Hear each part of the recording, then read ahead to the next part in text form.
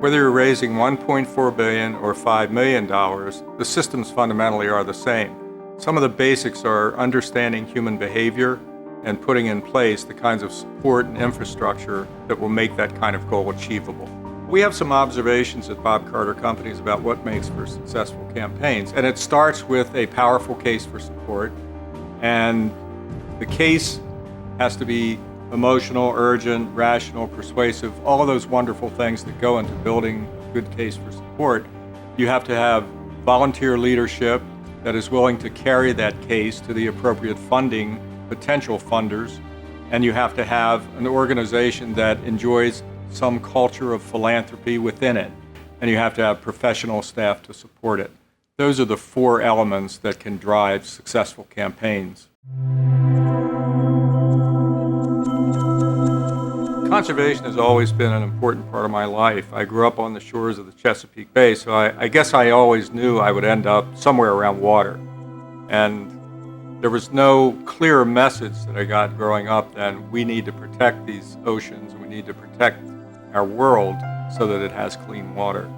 As a result of that, not only in my work life, but my volunteer life, I've been engaged in conservation, mainly with big bodies of water, including the Chesapeake Bay, and now living in Florida with Mote Marine Laboratory, which is one of the great scientific laboratories related to deep ocean research. One of my life dreams was to have Johns Hopkins and Mote Marine Laboratory and the National Aquarium working together with Johns Hopkins doing the toxicology reports on all the findings of those two places. Now they're doing it. And that's kind of part of my world that I've lived in and worked in Baltimore and now in Florida, bringing those institutions together. Each has individual strengths, and now they're this powerful triad, if you will, working on conservation issues. Our clients come to us because they need the very best consulting they can get in developing the funding streams for the future. They also have needs in the area of organizational structure, sometimes governance, their boards of directors, and really defining the roles for everybody in the philanthropic community.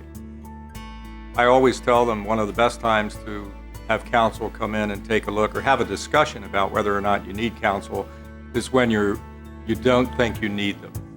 And that's the benefit that we have of going in and taking a look at an organization is to tell them when they might use counsel, how they might use counsel, and whether or not it's appropriate. I spend a lot of time these days talking to clients and potential clients and actually to groups of fundraisers about the impact of global philanthropy on regional and local fundraising. One of the challenges that you'll face when you're working internationally is what works here may not exactly work there. So we have to customize our consulting services and practices to take the very best of opportunities in that culture and apply the best practices that we have that will fit that culture from the American way of raising money. And we're well known internationally, both in Europe as well as Latin America, for designing services that specifically fit that culture and can be successful with volunteers and professionals in that part of the world. It's interesting because success is defined differently by almost every client that we have. A lot of people think that it only means how much money was raised, but our experience is that how you arrive at those goals, how you are organized to do it, the, if you will, joy that all of your organization, including your key volunteers, will have in raising that money is just as important as meeting a financial goal. Some of the greatest rewards that we have in working in this business is the knowledge that what we do either changes lives or saves lives. The work we do in youth services, the work we do in healthcare, the work we do in first-generation education, the work we do in all the humanities causes around the globe makes us feel really good about what we do. It would be difficult for me to do the work that I do every day and not be aware of the opportunities to volunteer and be a part of helping organizations like the National Aquarium, like Mote, and in fact like the professional organization that I'm a part of, the Association of Fundraising Professionals International.